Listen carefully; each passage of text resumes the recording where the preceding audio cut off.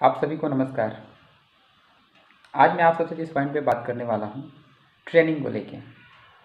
जैसा कि आपको मैंने इससे पिछले वीडियो में भी मैंने आपको शेयर किया है, अगर आप हमारे बिज़नेस में लंबे समय तक बने रहना चाहते हैं, या ऐसे कहें आप हमारे बिज़नेस में हमेशा के लिए बने रहना चाहते हैं ना, तो आपको ट्रेनिंग पे ध्यान देना बहुत ज़रूरी है। ट्रेनिंग से मेरा आज मैं ट्रेनिंग बड़े सारे अप्लाइंस से भी आपने सुना होगा। सब लोग आपको एक ही बात पे फोकस करते हैं कि आपको ट्रेनिंग सीखना पड़ेगा, या और अच्छा कामयाब होना है तो आप जब सीख जाएं तो ट्रेनिंग लोगों को सिखाना पड़ेगा। चलिए कोई नहीं, इस ट्रेनिंग से क्या मकसद है, क्या मतलब होता है, मैं थोड़ा सा आपको शेयर करता हूँ। आपको समझने में आसानी होगा कि आपको ट्रेनिंग लेना क्यों ज़रूरी होगा। थोड़ा सा मैं आपको लेके चलता हूँ अपने बचपन के दिनों में। मुझे पता है आप जितने सारे लोग में हमारे वीडियो को देखेंगे ना, मुझे पता है सब पढ़े लिखे लोग हैं, और जो नहीं भी पढ़े हैं ना वो स्कूल के बारे में तो ज़रूर जानते हैं।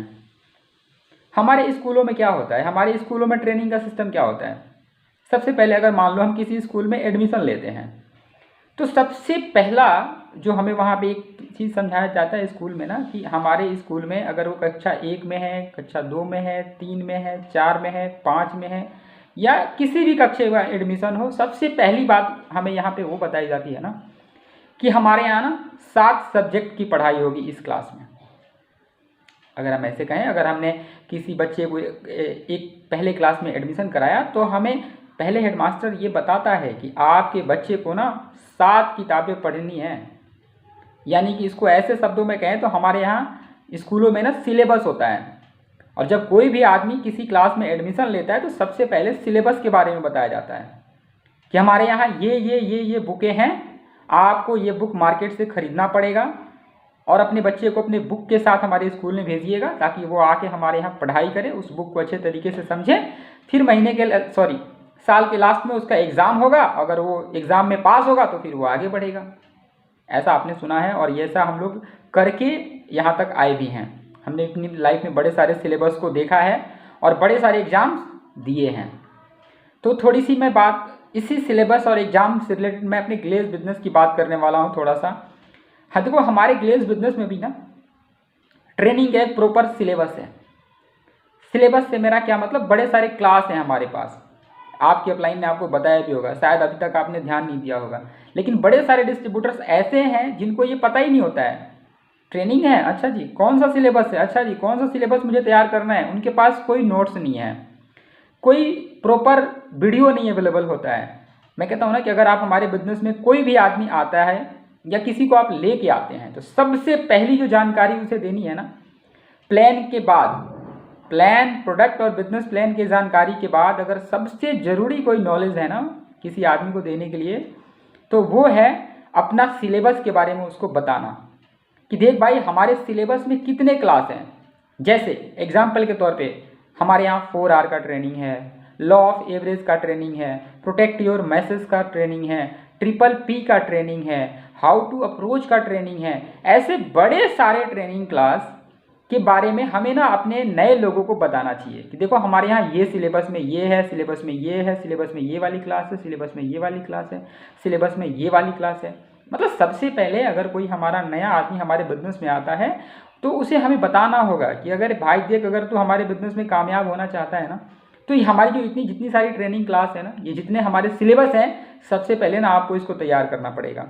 गेस्ट बुलाना बात की बात है, वो तो करना ही है, उसमें ये नहीं है, वो करेंगे। टीम बनाना बात की बात है, वो टीम बनाएंगे। लोगों को प्रोडक्ट ऑफर करना करेंगे, वो बात की बात है। उससे पहले हमारे यहाँ ये ट्रेनिंग है, ये ट्रेनिंग है, ये ट्रेनिंग है, ये ट्रेनिंग है, आपको पहले सीखना पड़ेगा मेरे भाई। मैं कहता हूँ ना कि हमारे पास आज, पहले की तो बात कुछ और था। पहले एक आदमी सिर्फ खड़ा होकर ट्रेनिंग लेता था, बाकी सभी लोग बैठ के सिर्फ सुनते थे। आज ऐसा नहीं है।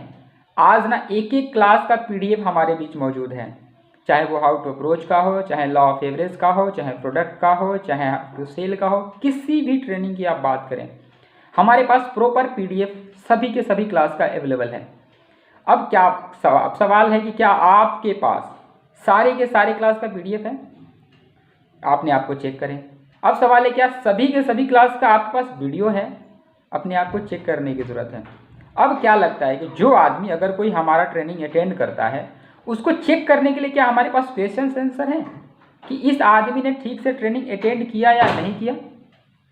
मान लो पहले क्लास का कोई लड़का है और पहले क्लास में वो बड़े अच्छे तरीके से पढ़ाई करता है, पढ़ाई करने के बाद उस टीचर के पास टूल्स होता है कि नहीं होता है कि चेक करें कि इस बच्चे ने अच्छे से पढ़ाई किया या नहीं किया। हाँ होता है। उस टीचर के पास ना प्रॉपर सवाल होते हैं, वो उनका टेस्ट लेता है। अगर उनके सारे सवालों का जवाब वो दे देता है तब वो मान लेता है कि इस बच्चे ने अच्छे से पढ़ाई करा है। मान लो सपोज करें हमने किसी आदमी को हाउ टू अप्रोच का ट्रेनिंग दिया, हमने ट्रेनिंग तो दे दिया, लेकिन क्या लगता है हमारे पास उतने क्वेश्चन आंसर हैं ताकि हम किसी को क्वेश्चन करके ये जानकारी ले सकें कि इस लड़के ने हाउ टू अप्रोच तो लिया है, लेकिन क्या अच्छे से समझ गया है या नहीं।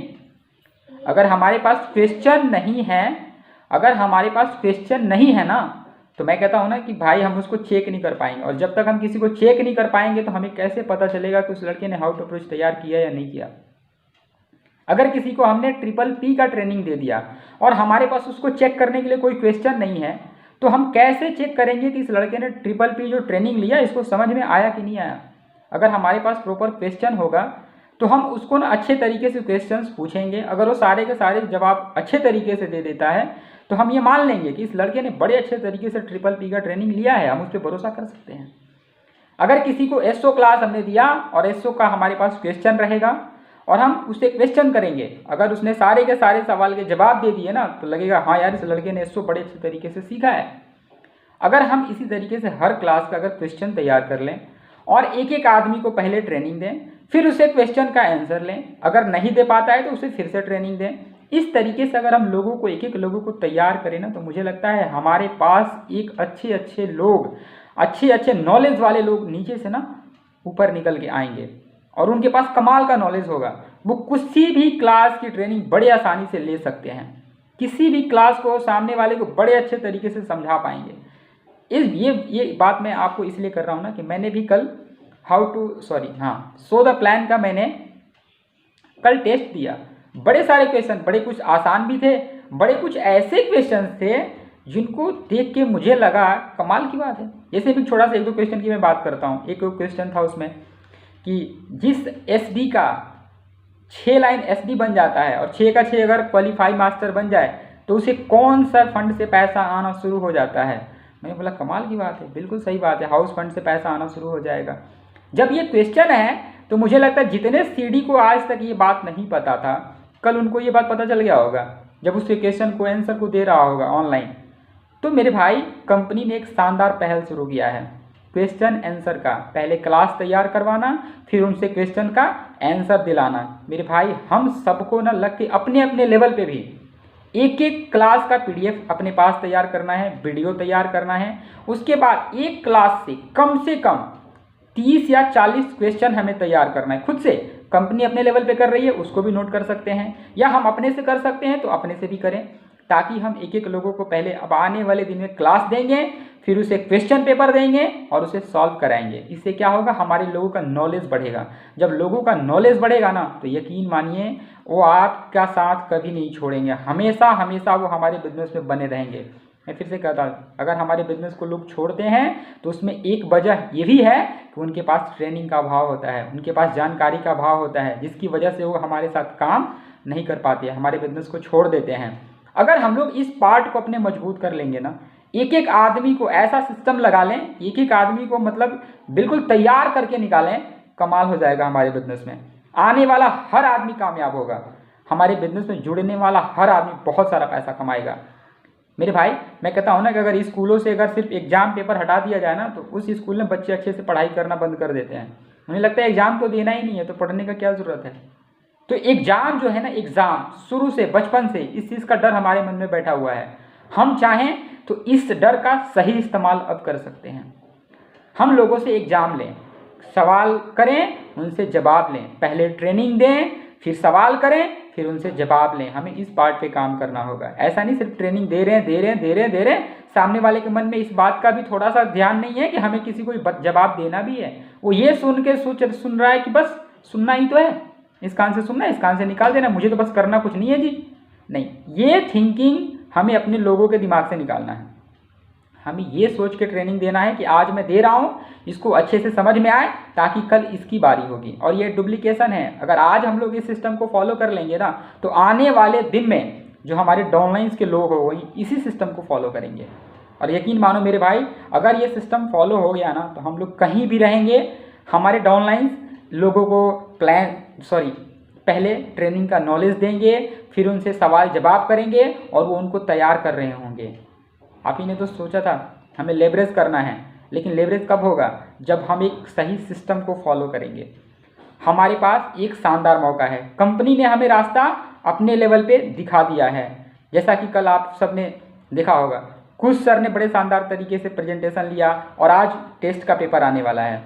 तो ये क्या है? एक चेक पॉइंट है, ये सीखने को मिला, हमें ये मैसेज मिला, हमें इस चीज़ को डुप्लीकेट करना है। चलो इन्हीं बातों के साथ अपनी बात को मैं और ज़्यादा लंबा नहीं करूँगा, ख़त्म करूँगा, लेकिन एक बात कहते कहते ख़त्म करूँगा कि हमें इस सिस्टम को फॉलो करना है। पहले ट्रेनिंग दें, फिर लोगों से सवाल करें और उनके जवाब लें। और आज भी एग्ज़ाम है, आप सबको पता है। उम्मीद करता हूँ जितने लोग वीडियो को सुनेंगे सभी का सभी लोग एग्ज़ाम का हिस्सा बनेंगे, एग्ज़ाम बड़े खूबसूरत तरीके से देंगे। कोशिश करें आपका 100 में 100% आए। और इस सिस्टम को फॉलो करना मेरे भाई, फिर से कह रहा हूँ, हमें जो ये सिस्टम कंपनी की तरफ से देखने को मिल रहा है, हमें इसी सिस्टम को फॉलो करना है। धन्यवाद जी।